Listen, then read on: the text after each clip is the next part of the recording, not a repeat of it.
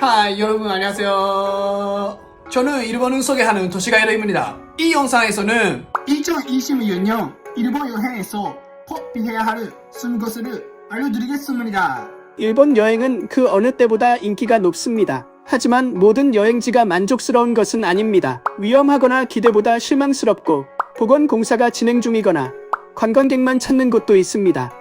이번 영상에서는 2026년에 굳이 가지 않아도 되는 20곳을 소개합니다.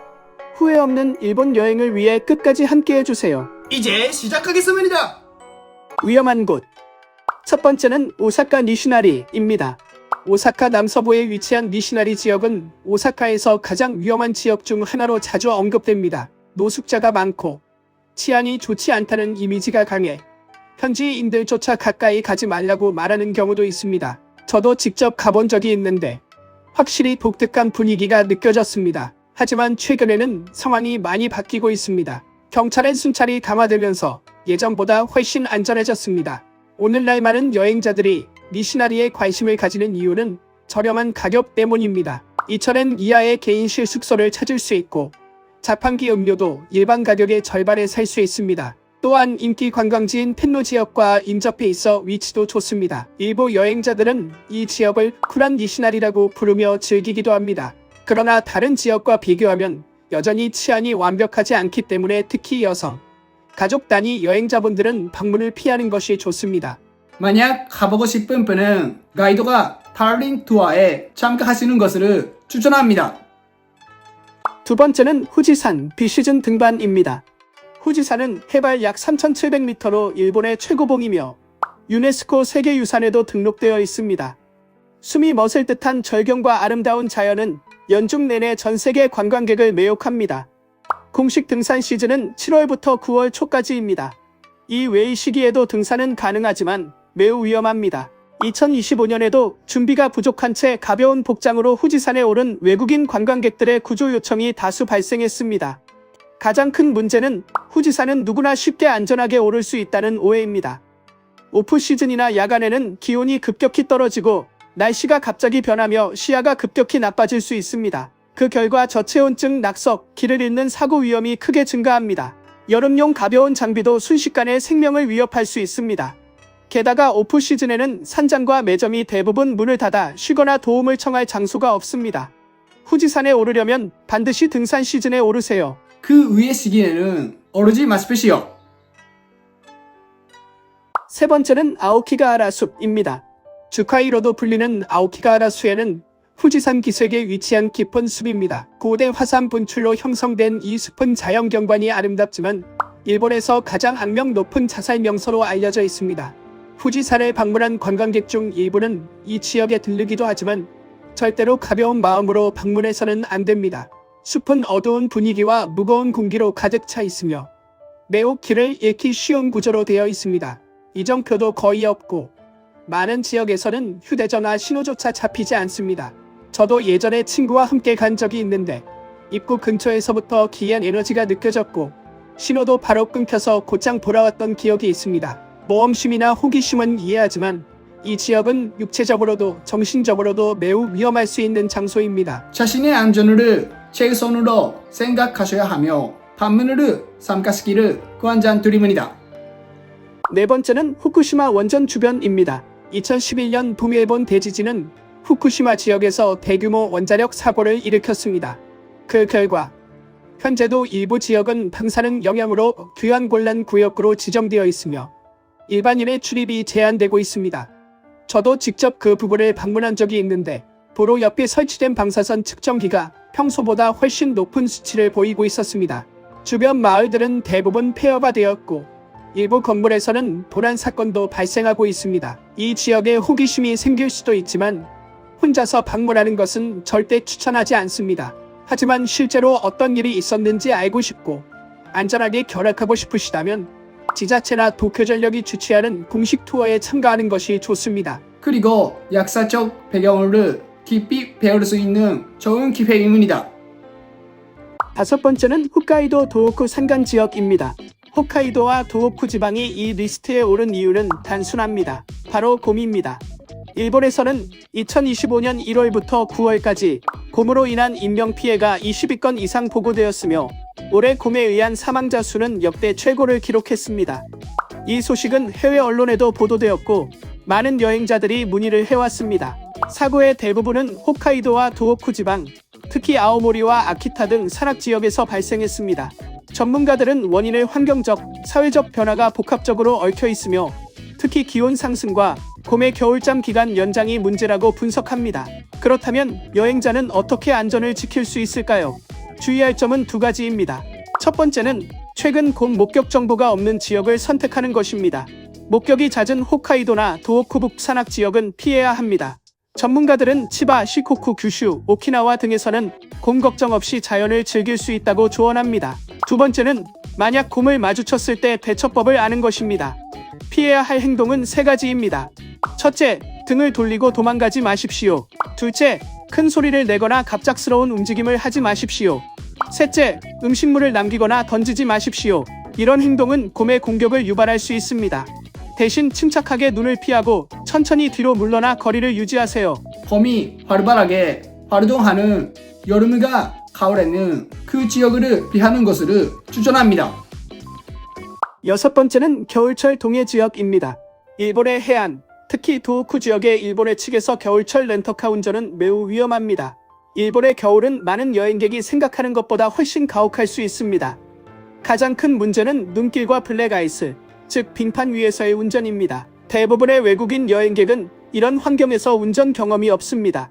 눈보라가 몰아치면 몇 분 만에 시야가 거의 사라지기도 합니다. 실제로 2025년 연말에는 67대가 연루된 대규모 연쇄 사고가 발생했고 2명이 사망하고 26명이 부상을 입었습니다. 사고가 발생하지 않더라도 안전을 최우선으로 해야 합니다. 운전자는 매우 천천히 주행해야 하고 그로 인해 큰 교통체증이 발생할 수 있습니다. 날씨가 심하면 고속도로와 국도가 갑자기 통제될 수도 있습니다. 이럴 경우 예정했던 이동 경로가 막혀 여행 전체 일정이 영향을 받을 수 있습니다. 겨울의 일본의 해안은 아름답지만 렌터카 여행은 매우 높은 위험을 수반합니다. 이 시기에는 대중교통을 이용하거나 다른 지역을 추천합니다. 과대평가된 곳. 일곱 번째는 교토타워입니다. 교토타워는 교토역 바로 앞에 우뚝 솟아 있으며 높이 131m로 교토에서 가장 높은 건축물입니다.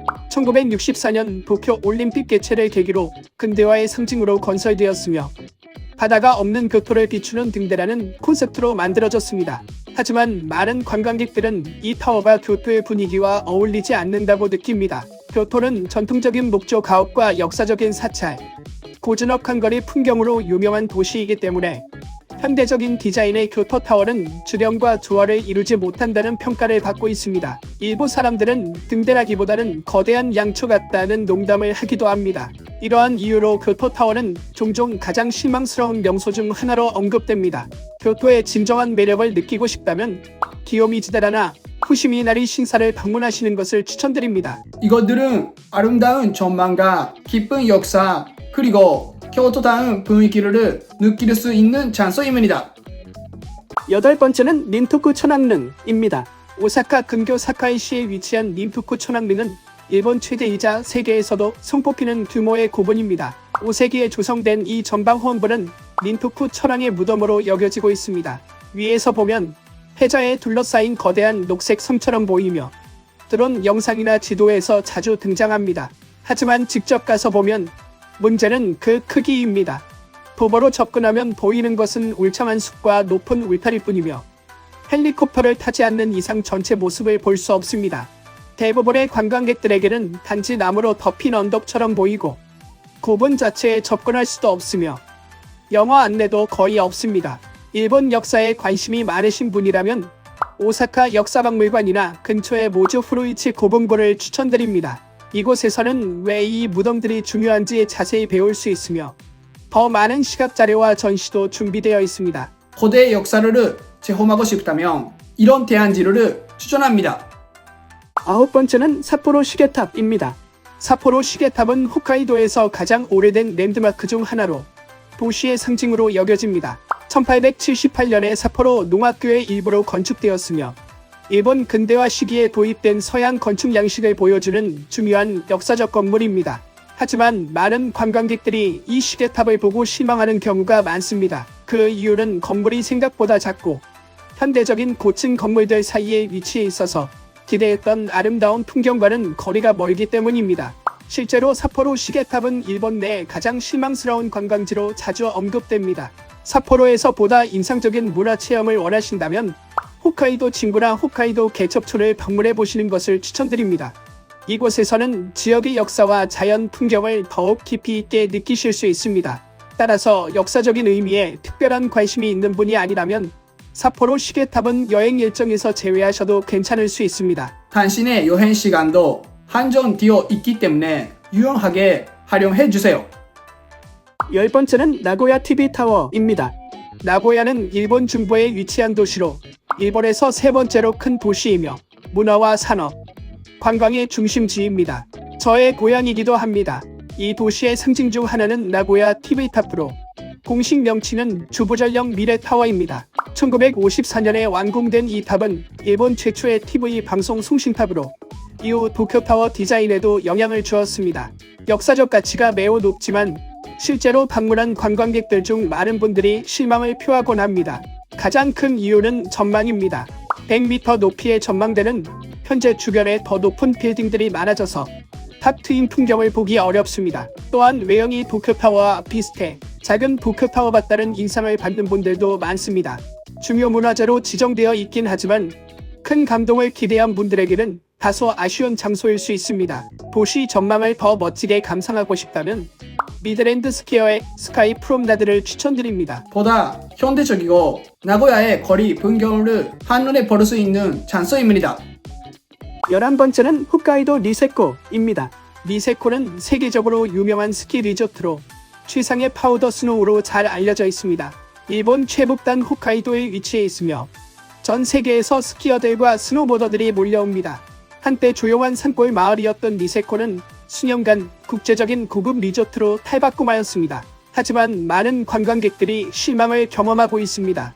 호텔, 레스토랑, 리프트권의 가격은 일본 내 다른 스키장보다 2에서 3배 비쌀 수 있습니다. 도쿄와 비교해도 니세코의 생활비와 최저임금은 놀라울 정도로 높습니다. 게다가 지금의 니세코는 외국인 관광객 중심으로 변하면서 일본 특유의 분위기를 느끼기 어려워졌다는 평가도 많습니다. 전통적인 일본 문화를 경험하고 싶거나 가성비를 중시하는 여행자에게는 최적의 장소가 아닐 수 있습니다. 대신 후라노, 노자와 온센, 하쿠마 등의 스키장을 고려해 보시길 바랍니다. 이들 지역에서는 저렴하게 지역의 문화체험, 멋진 스키를 즐길 수 있습니다.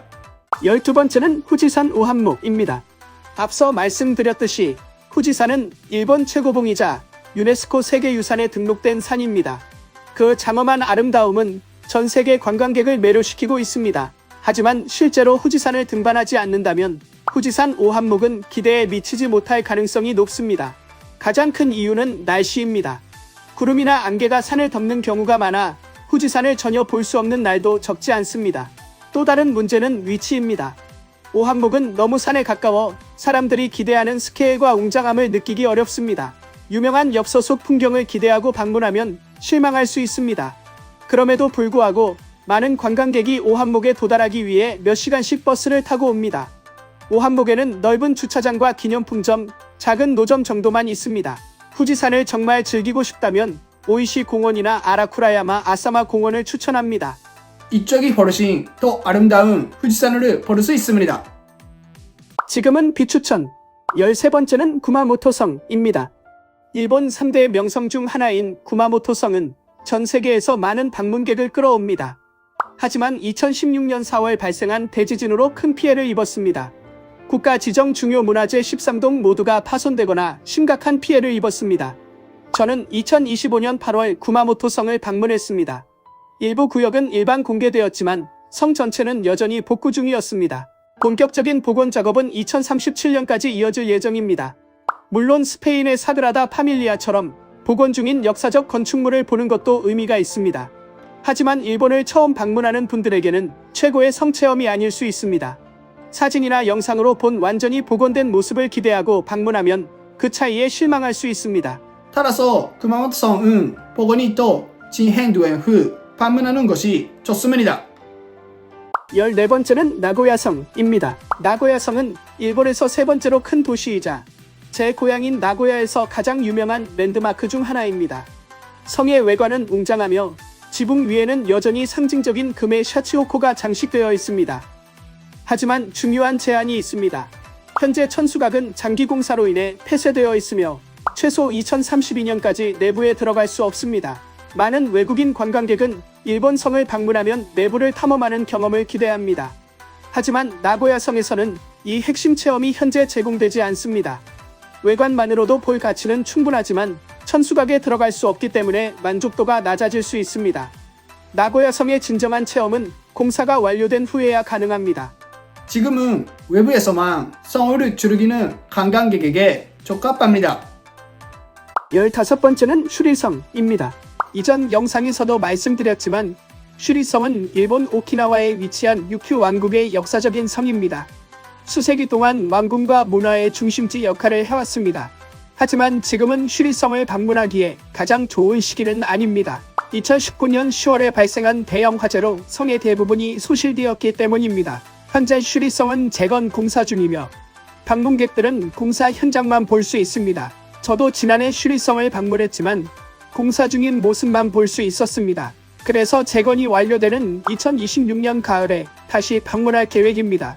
그러나 스페인의 유명 관광지인 사그라다 파밀리아처럼 완성 전 재건 과정을 보는 것을 좋아하는 분들께는 특별한 경험이 될 것입니다.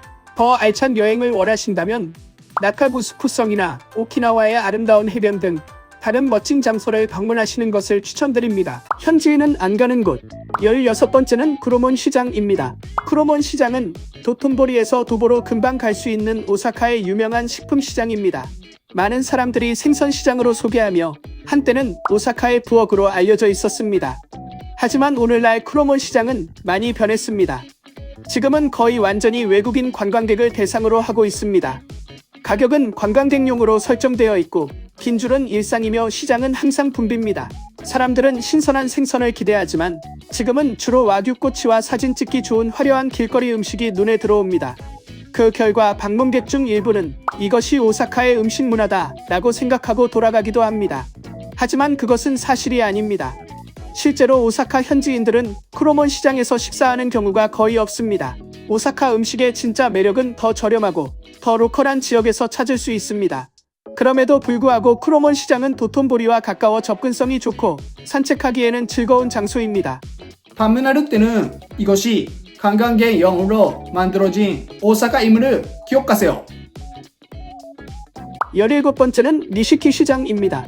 교토의 니시키 시장은 오래전부터 교토의 부엌으로 알려졌으며 신선한 해산물, 절임, 전통 과자로 유명합니다. 예전에는 지역 주민들이 일상용품을 사러 찾는 활기찬 지역 중심지였습니다. 하지만 현재는 관광객으로 붐비는 음식거리로 변모해 전 세계에서 많은 관광객이 방문합니다. 특히 주말이나 공휴일에는 외국인 관광객의 비율이 매우 높습니다. 길거리 음식의 가격은 일반 상점보다 꽤 높으며 일본인들은 평소 장보기는 다른 곳에서 해결합니다. 니시키 시장은 여전히 교토의 맛있는 요리를 즐기고 활기찬 분위기를 체험할 수 있는 기회를 제공합니다. 시장 산책은 즐겁지만 주력 관광객을 위한 장소입니다. 18번째는 긴자 고급 스시입니다. 많은 외국인 관광객은 하나의 큰 꿈을 가지고 일본을 방문합니다. 그것은 바로 진짜 스시를 먹는 것입니다. 그래서 그들은 긴자의 고급 스시집으로 직행하며 한 사람당 3만엔 이상을 지출하고 자랑스럽게 소셜미디어에 사진을 올립니다. 하지만 대부분의 사람들이 잘 모르는 사실이 있습니다. 대부분의 일본인은 그런 스시를 먹지 않습니다. 맛이 없어서가 아니라 일상에서 더 좋은 선택지가 있다는 것을 알기 때문입니다. 일본에서는 현지 사람들이 보통 1,500엔에서 3,000엔 정도로 맛있는 스시를 즐깁니다. 방법은 간단합니다. 점심 세트가 있는 중급 스시집, 서서 먹는 스시, 즉 타치구이 스시, 그리고 물론 회전 스시도 있습니다. 회전 스시는 빠르고 신선하며 놀라울 정도로 맛있습니다. 그 품질은 많은 경우 사람들의 기대를 훨씬 뛰어넘습니다. 진짜 일본인처럼 스시를 즐기고 싶다면 관광객용 가게는 피하고 현지인이 찾는 곳을 방문하세요. 저는 초밥을 포함한 푸드투어를 제공하고 있습니다. 혹시 관심 있으신 분은 개요란에 기재된 제 웹사이트를 확인해주세요. 19번째는 스모쇼입니다. 스모는 일본을 대표하는 전통 스포츠 중 하나로 실제 토너먼트 경기에는 여전히 많은 일본인 팬들이 찾아 생생한 경기를 관람합니다. 하지만 관광객을 대상으로 기획된 스모쇼는 완전히 다른 경험입니다. 저도 직접 한번 가본 적이 있는데 일본인은 한 명도 없었고 관객은 모두 외국인이었습니다. 이러한 쇼는 모두 영어로 진행되며 해설과 시연은 외국인을 위해 맞춰져 있습니다. 스모 기술과 문화를 엿볼 수 있는 즐거운 기회이지만 분위기는 현지인을 위한 것이 아니라 관광객을 위한 것입니다. 진정한 스모 팬과 함께 본격적인 경기를 체험하고 싶다면 실제 본장소 경기를 관람하는 것이 가장 좋습니다. 스모쇼는 재미있지만 현지의 분위기는 느낄 수 없습니다. 20번째는 메이드 카페입니다. 메이드 카페는 일본의 오타쿠 문화 발상지로 불리는 아키하바라에서 유명합니다. 많은 외국인 관광객은 이것이 진짜 일본 오타쿠 문화다 라고 생각하며 방문합니다. 하지만 현실은 다릅니다. 외국인 관광객을 대상으로 만든 메이드 카페 대부분은 일본인이 체험하는 오타쿠 문화와 크게 다릅니다. 요금 체계는 관광객용으로 설계되어 있으며 체험 자체가 일본의 일상과는 거리가 멉니다. 실제로 메이드 카페를 가본 일본인은 많지 않습니다. 또 하나 중요한 주의점은 거리에서의 유인입니다. 이전 영상에서도 설명했듯 외국인을 대상으로 한 강압적 영업과 요금 관련 문제 사례가 보고되었습니다. 일본의 서브컬처를 진짜로 체험하고 싶다면 다른 선택지가 있습니다. 애니메이션 샵, 동인 샵, 팬 이벤트 등은 일본 오타쿠 문화의 진짜 모습을 경험할 수 있는 장소입니다. 따라서 메이드 카페는 일본 문화가 아니라 관광객용 엔터테인먼트로 이해해야 합니다. 이번 영상 어땠나요? 댓글로 여러분의 생각으로 공유해주세요. 저희 채널을 구독하고 좋아요 버튼을 눌러주세요. 다음 영상에서 또 만나요. 안녕.